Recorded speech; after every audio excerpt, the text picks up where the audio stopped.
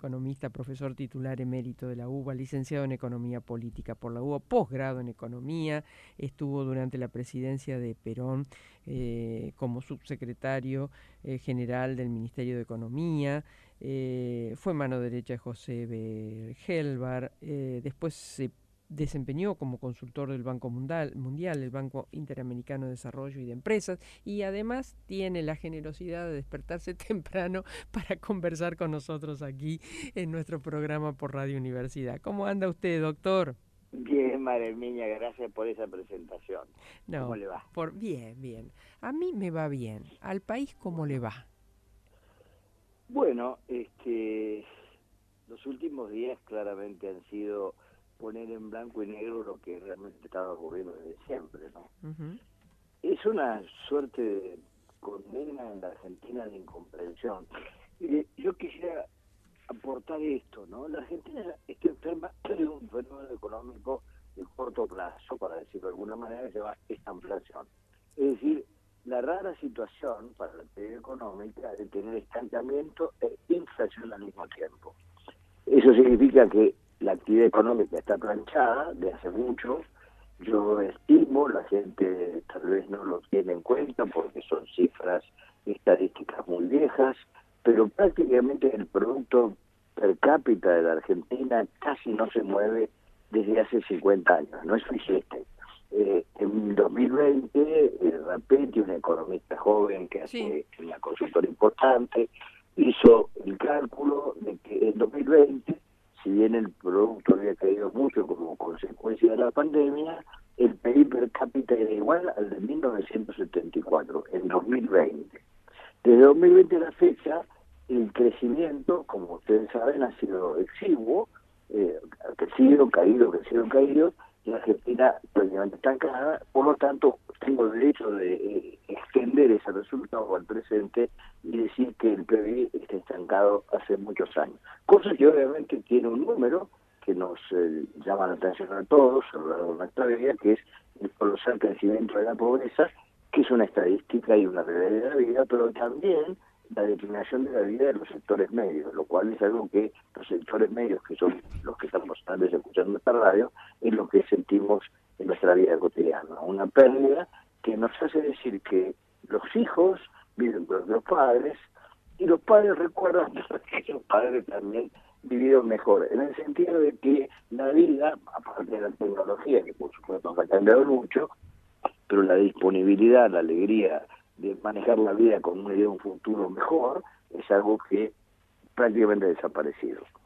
Desde el punto de vista del otro dato, que no es el estancamiento, sino la inflación nos ha acompañado a lo largo de todos estos años de manera permanente. A veces ha parado con especiales regímenes que han logrado controlarlo por un rato, pero después de que ese apretón dejó de existir, la inflación volvió por sus carriles. Esto es una realidad que es agobiante porque es duro el estancamiento y también muy dura la inflación.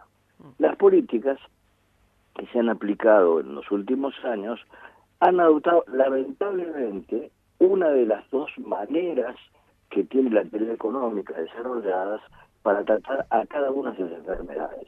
Uno puede tratar el estancamiento con políticas keynesianas, es decir, el Estado movilizando lo que los intereses privados no gastan, y puede tratar la inflación con el método de la ortodoxia, que consiste en frenar ciertos excedentes en la economía recalentada. Ahora bien, justamente, acabo de decirlo, la ortodoxia aplica una lucha interinflacionaria cuando la economía está recalentada, y el keynesianismo aplica una lucha por el crecimiento, naturalmente cuando como consecuencia del estancamiento económico los precios están deprimidos. Pero cuando uno tiene las dos enfermedades al mismo tiempo, ninguna de las dos teorías sirve. Si uno aplica la teoría keynesiana en una economía estancada con inflación, lo que produce es más inflación.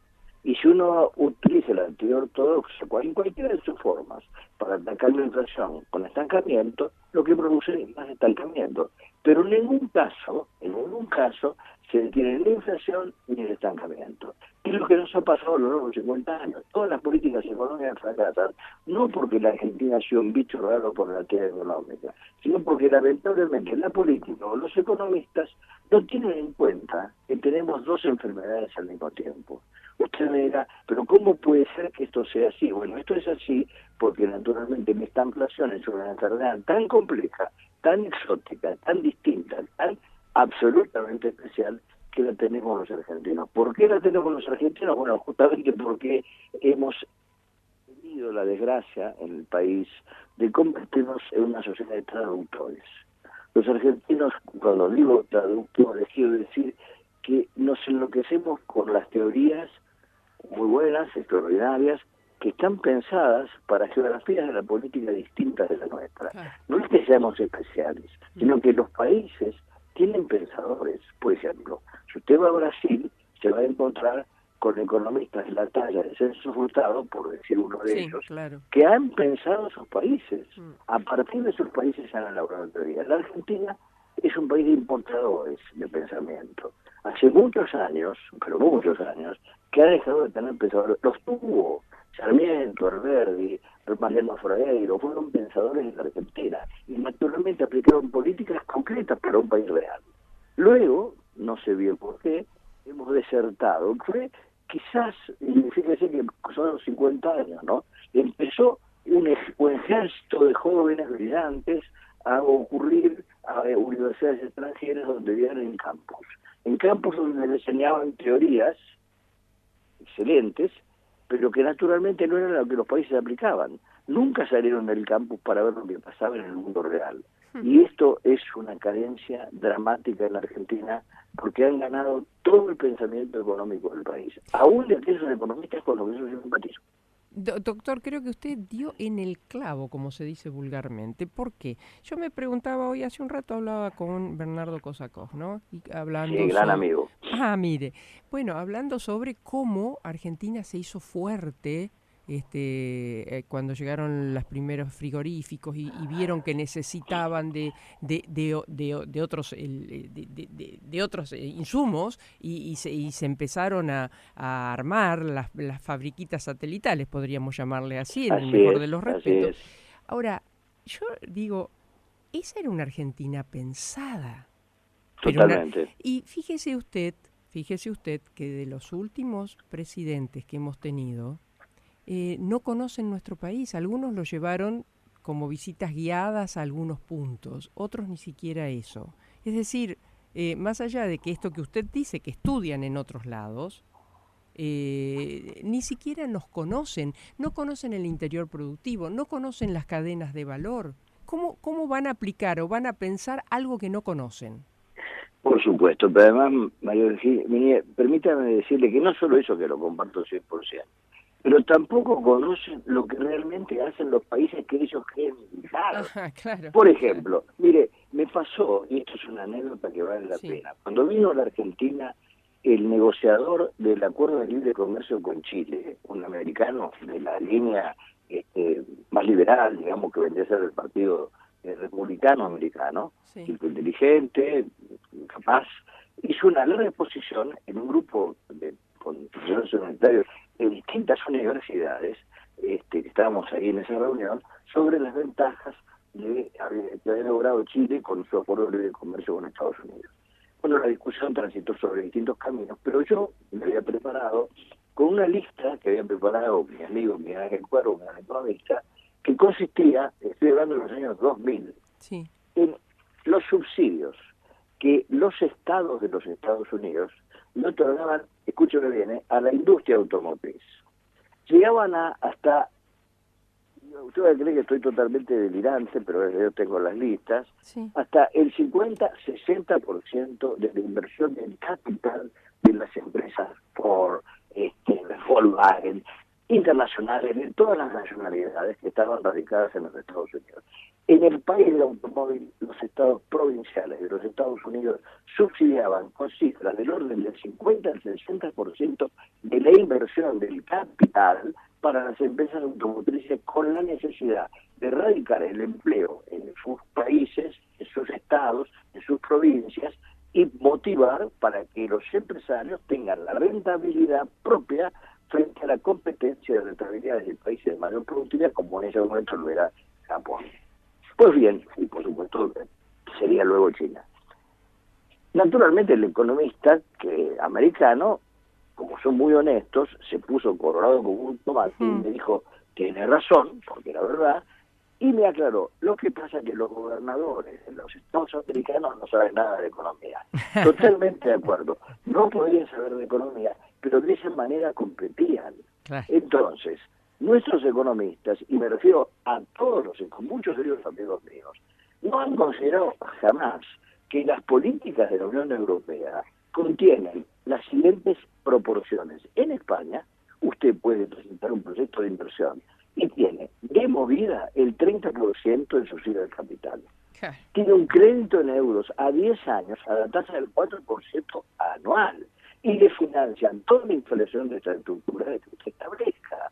Por eso las inversiones tienen en Estados Unidos, en Europa y en Argentina, naturalmente, y en el mundo entero, incentivo, porque enterrar capital en un mundo competitivo como es el mundo en el que vivimos, implica que su tasa de retorno tiene que ser por lo menos igual a la que puede obtener el otro medio. Y para eso, la densidad de capital cada vez más exigente tiene que ser reducida. Bueno, la Argentina, sin tanta teoría, es lo que aplicó hasta los años 75. Y un golpe de Estado intelectual en Argentina, que fue previo a Martínez Gross, se pegó un golpe increíble, un shock, que cambió el pensamiento argentino. Y los economistas dejaron de pensar desde adentro y trataron de copiar desde afuera, pero no copiaron lo que hacían los demás, sino lo que decían, que el cerebro, como dijo Cueva, decía, haz lo que yo digo y no lo que yo hago. Claro, claro. Es un drama intelectual. Y usted dirá, bueno, claro. No, hablemos de material. No, es que el pez se pudre por la cabeza. Cuando la clase dirigente no tiene un pensamiento profundo, que tiene que ser desde la realidad, como usted bien dice, visitando la realidad, pero la realidad es lo que uno hace y la realidad es lo que hacen otros. Cuando la generación Meiji en Japón cambia la cultura japonesa, manda un tipo a estudiar cómo es el Código Civil de Francia, cómo está organizada la Fuerza Armada de Alemania, lo imitan y arman un país moderno a partir de entender qué hacen los demás. No sé si me explico. Pero totalmente. Acá contesta un poco la pregunta que yo le hacía a su amigo, Bernardo, cuando le digo, doctor, ¿cómo puede ser que de 5 premios Nobel elegimos como presidente a alguien que hablaba de la motosierra con guasadas explícitas? ¿Qué nos pasó? Bueno, mire, usted se va a sorprender lo que voy a decir. Usted tiene que el voto a Milei es un voto joven en general en sectores muy humildes. Recordará eso, ¿no? Sí, claro. Yo lo recuerdo en el Luna Park cuando entraban en su primer acto. Era identificable por las etiquetas. Bueno, mi mujer acuñó una frase que para mí es absolutamente emblemática. El kirchnerismo destruyó la educación. 2002. El kirchnerismo destruyó la educación. Eso es indiscutible. Y créame que Kicillof lo continúa en la provincia de Buenos Aires, donde yo vivo. Es una realidad. Descendió la exigencia, el interés por pensar, por leer, por estudiar, la simplificación. Una cosa, bueno, usted sabe, se perdieron los maestros y demás. Esa juventud yo entendía lo que Milei decía, de divertir la figura. Esa es la realidad. Es horrible lo que digo, pero esa es la realidad. Acá no estamos escuchando un mensaje profundo de ideas sobre el rumbo del país, sino un actor disfrazado con métodos payasescos que encantó por TikTok, por las cosas que ven los chicos que dejaron de tener como material de estudio los libros y simplemente ven TikTok. Si nosotros no resolvemos ese problema de la exigencia educativa en la Argentina, no entendemos que estamos formando no solo en la pobreza, sino en la pobreza que además es intelectual. Bueno, realmente tuvimos premios Nobel, pero te puedo asegurar que no vamos a tener grandes gobernantes, porque la democracia exige que los elige el pueblo. Y para que el pueblo elija, necesitamos un pueblo educado. Cuando decían, sepa el pueblo votar, Sarmiento pensaba en un pueblo educado para vivir en democracia. Eso es fundamental, y lo hemos olvidado. No gastamos nada en la construcción de exigencia. Esta es la realidad. Es Ahora, así. Ahora, la manifestación que hubo esta semana creo que habla de otra cosa, ¿no? No, una cosa es la conciencia que tiene la gente de lo bueno que es la educación, y otra cosa, María Niña, es lo que estamos haciendo en la educación primaria y secundaria. Usted no es una chica joven, pero por supuesto mucho más joven que yo, pero el nivel de declinación de las exigencias de la escuela primaria en la Argentina es dramático. Cualquiera que tenga nietos o hijos lo sabe. Es más, los padres protegen de las exigencias citadas de los maestros, porque dejó de ser importante. Eso sí. No tiene valor la exigencia física del estudio. En China, sí, hay una paradoja, hay una contradicción ahí, porque entre esto que usted menciona, que le pegan a una docente si la docente le exige a un niño, exactamente, y por otro lado, lo que ocurrió ayer, esta semana, ¿no? Que fue apoteótico una vez más. Pero claro que sí, porque somos conscientes de lo necesario que es, pero no somos conscientes que esa necesidad requiere de parte del conjunto de la sociedad una revalorización de lo que... ¿Usted sabe que hasta Perón, en la época de Perón, el presidente de la Nación firmaba en la designación de los maestros? No. Mira lo importante que era. Pero eso sí, siempre cobraron poco. No es que cobraban mucho. Claro. Siempre siempre la educación fue mal paga. Claro. Pero tiene un nivel de exigencia, creo yo, que dejó de tener. Claro. Grave. Y bueno, eso por supuesto no lo arregla simplemente un partido político, es un cambio de conciencia colectiva. Claro. Hemos elegido, es la verdad, usted, los grandes oradores, los grandes políticos, los tuvo la Argentina no hace tanto. Recordemos uno, a Raúl Alfonsín. Raúl era un hombre que leía. Antonio Cafiero era un hombre que leía. Yo lo he visto a Antonio Cafiero en un avión leyendo el American Economic Review. No estoy diciendo de una persona que no vi. Todo eso, imagínense, era Ritondo. ¿Qué fue el de Ritondo? Sí, Pucho. La última pregunta, doctor Leiva. Como está hoy la situación económica, ¿qué nos pasa? Bueno, yo vengo diciendo hace largo rato, usted sé que a veces me ha leído como yo siempre la leo usted, pero la realidad, Daza, el chileno, la Argentina tiene un viceministro de Economía chileno, lo cual para mí, honestamente, es una ofensa demasiado grave, ¿no? Pero bueno, la Argentina está dispuesta a tolerar cosas que en su tiempo nunca hubiera tolerado. Un ciudadano chileno que nunca vivió en la Argentina, que siempre vivió en Chile o en Estados Unidos, que fue candidato a ministro de Economía en Chile, es el viceministro de Economía de la Argentina. Lo reemplazó a Fotani, que como usted recordará hizo críticas demoledoras sobre el programa económico. ¿Pero por qué está Daza? Bueno, yo creo que Daza es un joven, un gran financista, un hombre de mesa de dinero, exactamente igual que Caputo y que Kirchner, todos formados en JP Morgan, amigos de Scott Bessent, el secretario del Tesoro de los Estados Unidos. Y particularmente, ¿sabe lo que me enteré que usted lo debe saber? Que cuando vino 24 horas acá, todos dijimos, mirá cómo viene a apoyar. Viene porque tiene grandes negocios en Argentina. Pero por supuesto una relación íntima de negocios con Daza. Claro, bueno. Pero no tenga usted duda de eso. La presencia de Daza es... Obedece a que le cuidan los negocios a Scott Bessent.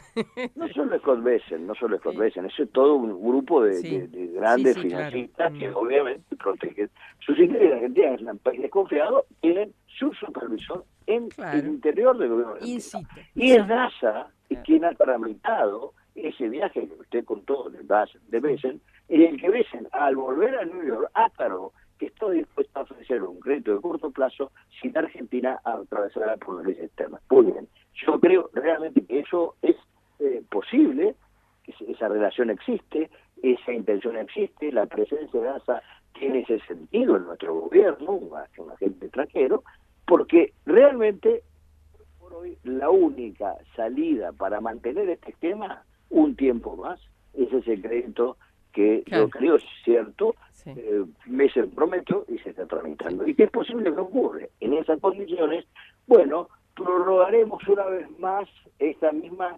situación dramática que la Argentina toma dólares que no tiene, financiar la salida de personas que hacen carry trade con tasas de interés exorbitantes en pesos que luego se convierten en dólares, y mientras estén los dólares se irán, como si fueran los créditos del Fondo Monetario con Macri. Y antes de eso, cuando Argazu llegó a Buenos Aires, de Chicago, por supuesto yo tengo bastante que ver con esa situación, lamentablemente para mí es una persona que respeto y valoro, es inteligente, pero tiene una visión del mundo totalmente distinta de la mía, y que Ricardo inventó esta locura de las tasas de interés exorbitantes para financiar con todo lo atancado el carry trade, y la Argentina ha ido perdiendo durante 50 años toda la posibilidad de ser un país desarrollado, porque para ser desarrollado la Argentina lamentablemente tiene que ser un pecado en dólares.